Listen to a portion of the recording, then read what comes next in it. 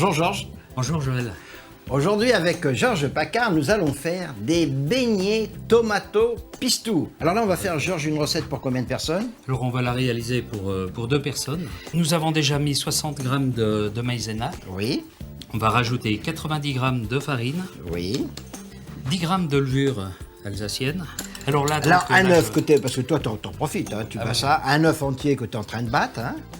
que je mets au centre. Et ensuite, on va ajouter donc les éléments liquides, la crème. On va Alors là c'est de la délayer crème, ça. mais combien de crème de la crème liquide? Alors là, 75 g de crème liquide. Oui. On garde la farine en fontaine comme pour une pâte à crêpes en Oui. incorporant l'eau.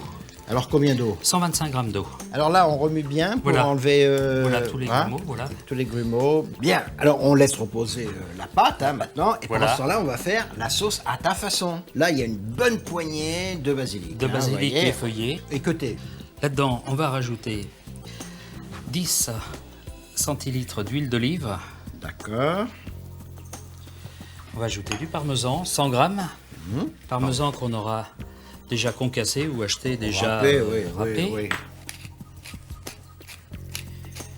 Voilà, alors Donc là, on a poivré généreusement. Oui, oui, on du va pas poivre. mettre de sel puisque le parmesan va faire office. et salé, d'accord. Salé. Donc là, on va mixer. Voilà, on broie tous les éléments très fins. Ouais, puis c'est facile hein, quand ça se fait tout seul comme Voilà. ça. Ça a l'air sympathique, hein? Voilà. Là, Voilà. tu as mis le pistou sur des pignons Sur les de pignons pain de pain. torréfiés et concassés. Quelle quantité de pignons de pain il faut pour ça? Alors on a mis 50 grammes de pignons de pain. Voilà, une bonne poignée Une bonne de pignons poignée de pain.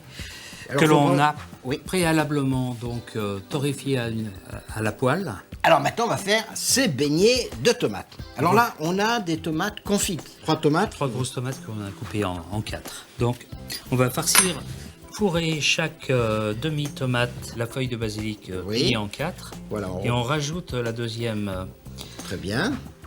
pétale de tomate et que on l'on les serre pince un petit peu. Voilà. Alors à l'aide d'une fourchette, on va plonger Dans cette pâte à beignets.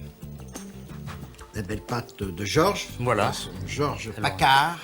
On écoute bien et on va plonger dans la friteuse Alors, on a chauffé de l'huile, à 180 degrés. une huile particulière. De la pépin de raisin, Ça, très par bien. exemple, oui. Il y a une astuce qu'il faut dire aussi, quand on fait on se sert de friture comme ça, bon là on prend l'écumoire, mais même l'écumoire, il faut faire attention, ça peut coller quelquefois. Voilà, ça, Donc pour comme éviter, celle-ci à coller dans le fond, par oui, exemple. pour éviter, c'est de tremper l'écumoire dans l'huile, avant de toucher le produit.